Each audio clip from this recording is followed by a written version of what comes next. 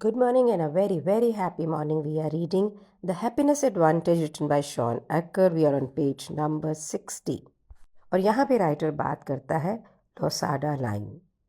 एक 10 साल की रिसर्च जहाँ पे लो परफॉर्मेंस जो टीम की होती है उसके ऊपर किया गया psychologist and business consultant Marcial Losada, उसने ये दिखाया कि कितना इम्पॉर्टेंट है कि वर्क प्लेस के अंदर पॉजिटिविटी को इन्फ्यूज़ किया जाए। और वहीं से ये नोशन निकला लोसाडा लाइन। बहुत से लोग बिज़नेस में ये मानते हैं कि हैप्पीनेस काम को ज़्यादा इंजॉयबल बना सकती है, लेकिन इस नोशन को रेजिस्ट करते हैं कि वो एक मेजरेबल कॉम्पिटिटिव एडवांटेज हमें दे पाएगी। उन्हें लगता है कि टाइम का वेस्ट है, एफर्ट की वेस्ट है। लोगों को अगर हम एनकरेजमेंट देना चाहते हैं, उन्हें इंसेंटिव दें as a tool to drive high performance. तो मार्शल लोसाडा ने यहाँ पर एक रिसर्च की और एक रेशो निकाली कि नेगेटिव इंटरैक्शंस जो होते हैं उसकी जगह अगर पॉजिटिव इंटरैक्शन होते हैं तो कॉरपोरेट टीम किस प्रकार से और किस रेशो में सक्सेसफुल होती है। तो उन्होंने बताया कि एक नेगेटिव कमेंट का जो असर है उसको दूर करने के लिए कम से कम आपको 3 पॉजिटिव कमेंट्स या एक्सपीरियंसेस या एक्सप्रेशंस यूज़ करने पड़ेंगे ताकि दूसरे व्यक्ति से वो नेगेटिविटी निकले। And this is what the Losada line is. और अगर आप उसके नीचे डिप कर जाते हैं, मीन्स आपके यहाँ नेगेटिव एक्सप्रेशन ज़्यादा है पॉजिटिव से, तो आपकी वर्क प्लेस में जो परफॉर्मेंस है वो बहुत ही सफ़र करेगी। तो अगर आप चाहते हैं कि आपकी टीम वेरी बेस्ट वर्क करे तो रेशो शुड बी 6:1, यानी अगर आप एक नेगेटिव कमेंट देते हैं तो आपको 6 पॉजिटिव कमेंट्स देने हैं। ये कोई एक मैथमेटिकल फार्मूला नहीं है। लोसाडा जिन्होंने ये रिसर्च की, उन्होंने बहुत सारे रिसर्च में एग्जाम्पल्स देखे एक्शन के अंदर कि this is what the truth is. और एक जगह तो एक कंपनी के अंदर जो प्रोसेस का लॉस था वो 10% से भी ज़्यादा था। तो उन्होंने वहाँ पे देखा जो पॉजिटिविटी का रेशो था वो 1 to 15, यानी 15 नेगेटिव कमेंट पर एक पॉजिटिव कमेंट था। जैसे ही टीम लीडर्स को ये बोला गया कि वो पॉजिटिव फीडबैक ज़्यादा दें, एनकरेज करें ज़्यादा पॉजिटिव इंटरैक्शंस को, तो उनकी टीम का जो एवरेज है वो इंक्रीज़ होकर परफॉर्मेंस 40% से भी ज़्यादा बढ़ गई। और उनका जो लीडर था, सीईओ था, उसने लोसाडा को बोला, ऐसे लगता है कि तुमने हमें किसी कैद से बाहर निकाल दिया हो। हम अब एक दूसरे को अलग ढंग से देखते हैं, एक दूसरे पे विश्वास करते हैं। हमने सीख लिया है कि किस तरह से हम एक दूसरे को डिसएग्री करें, उसके बाद में भी एक दूसरे को पसंद करें। अब हम सिर्फ अपने पर्सनल सक्सेस की बात नहीं करते हैं, लोगों के सक्सेस की बात भी करते हैं। मोस्ट इम्पॉर्टेंट ये है कि अब हमने सामने दिखने वाले रिजल्ट्स को पा लिया है। अगर हम एक बार इस चीज़ को मान लें कि हैप्पीनेस एक धुरी है और सक्सेस उसके अराउंड ऑर्बिट करता है, हम बदल देंगे जिस तरह से हम काम करते हैं, जिस तरह से हम कॉलीग्स के साथ इंटरेक्ट करते हैं। हमारा अपनी टीम को लीड करने का तरीका बदल जाएगा, अपने करियर को आगे लेके जाने का तरीका बन जाएगा, अपनी ऑर्गेनाइजेशंस को हम एक कॉम्पिटिटिव एज दे पाएंगे। और इसके साथ हम फिनिश करते हैं प्रिंसिपल 1 को, जो बुक ने हमें क्या बताया। छोटी छोटी खुशियाँ, छोटी छोटी फेवरेट चीज़ें वर्क प्लेस के अंदर किस प्रकार ये प्रूव किया कि पहले हैप्पीनेस है फिर सक्सेस है। इस प्रकार से एक छोटी सी कैंडी आपको एक हैप्पी मूड के अंदर लेके आती है। इस प्रकार से एक छोटा सा जोल्ट ऑफ हैप्पीनेस सारी सिचुएशन को बदल देता है और हमारी काम करने की शक्ति बढ़ जाती है। फिर हमने देखा नंबर ऑफ़ डिफरेंट वेज जिससे कि हम हैप्पीनेस को बढ़ा सकते हैं।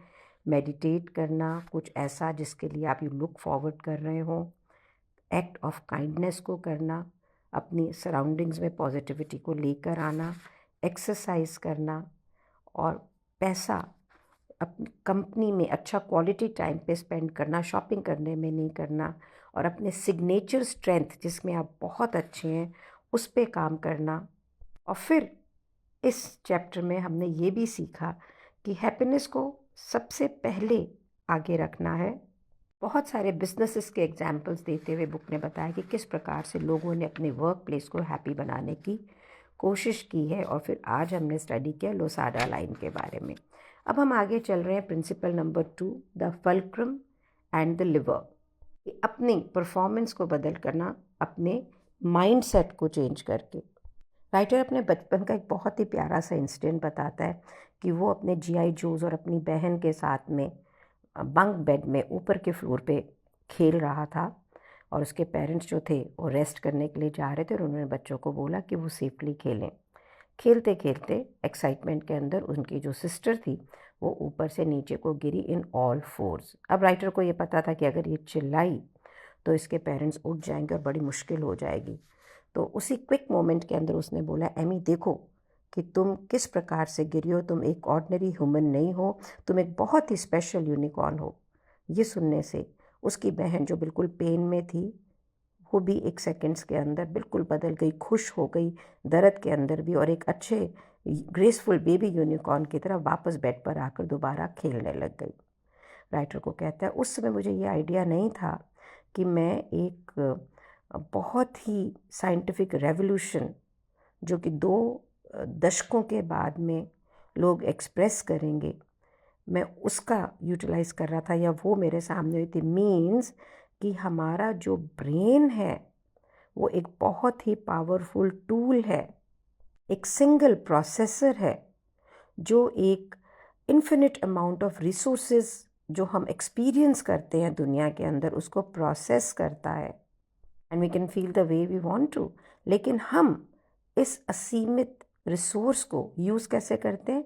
बिल्कुल फिनिट सीमाओं के अंदर। क्या करने के लिए? पेन एक्सपीरियंस करने के लिए, नेगेटिविटी, स्ट्रेस को, अनसर्टेनिटी को एक्सपीरियंस करने के लिए।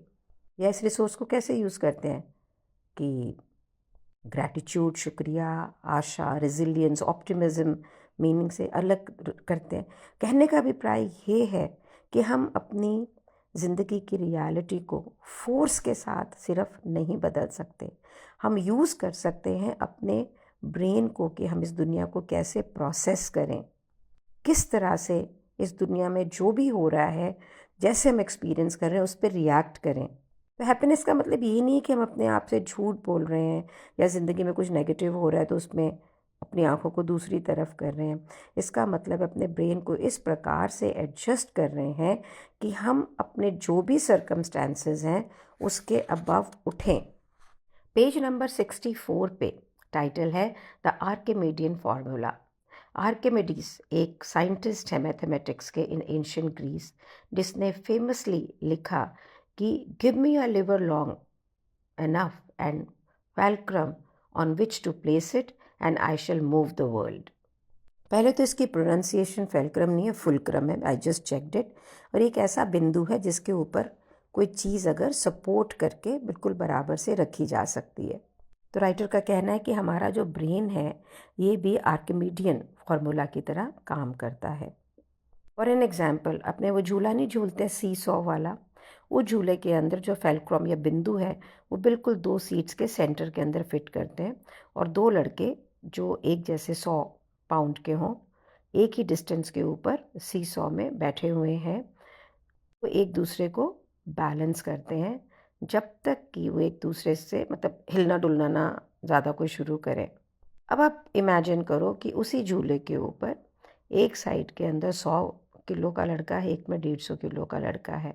अभी जो छोटा हल्का बंदा है ये हवा में ही घूम लटकता रहेगा। अगर जो 150 पाउंड का लड़का है अपने पाँव से अगर पुश नहीं करेगा ताकि झूला ऊपर को जाए, और अगर कोई भी उसके अंदर से जंप ऑफ कर जाए तो दूसरा व्यक्ति जो है बिल्कुल ज़मीन पे ठा करके गिरेगा।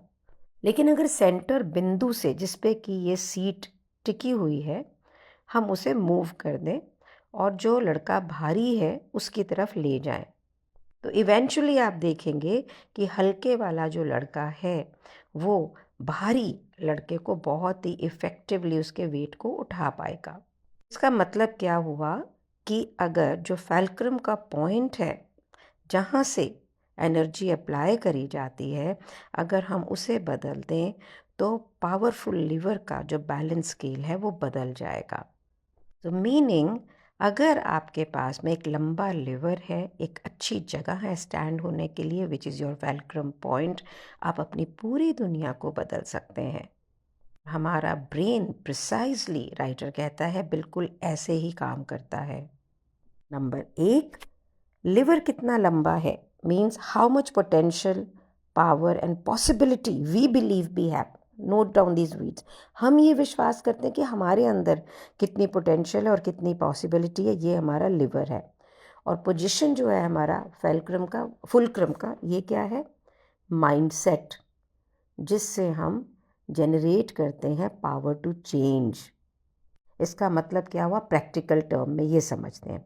चाहे आप स्टूडेंट हैं जिसे बेटर ग्रेड चाहिए, चाहे कोई ऑफिस के अंदर एग्जीक्यूटिव हैं जिसको बेटर पे चाहिए, चाहे आप कोई टीचर हैं जो स्टूडेंट को इंस्पायर करना चाहते हैं, कोई बिजनेसमैन है, ज़्यादा रिजल्ट चाहते हैं, आपको बहुत ज़्यादा काम करने की, पुश करने की, ताकत लगाने की ज़रूरत नहीं है to generate power and produce result.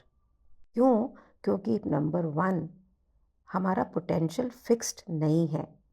हम अगर अपने फुलक्रम को मूव करके, यानी अपने माइंडसेट को बदल के, अपने लिवर को, लिवर वो बॉडी से रिलेटेड नहीं है, राइट, लेंथन करके, संकुचित ना रख के ब्रेन को, अपने फुलक्रम को मूव करें उस लिवर के ऊपर for all the advantage, negative mindset को हटाकर अपने फुलक्रम को लिवर पे पॉजिटिव माइंडसेट में जाने दें, ताकि नेगेटिव ग्राउंड से उठे ही नहीं।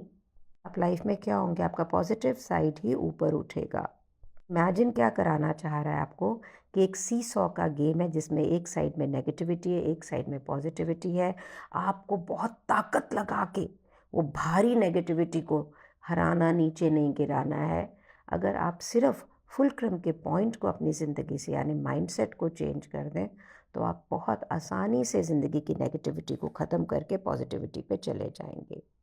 सो गाइस, आज इतना ही पढ़ते हैं, ठीक है? आज इतना ही सुनते हैं और ये देखते हैं कि हमारा फुलक्रम, यानी पहले तो माइंडसेट, और हमारा ये जो लिवर है, जो हमारा जीवन है, इसको हमने कितनी नेगेटिविटी में संकुचित कर रखा है, या कितनी सोच में संकुचित कर रखा है।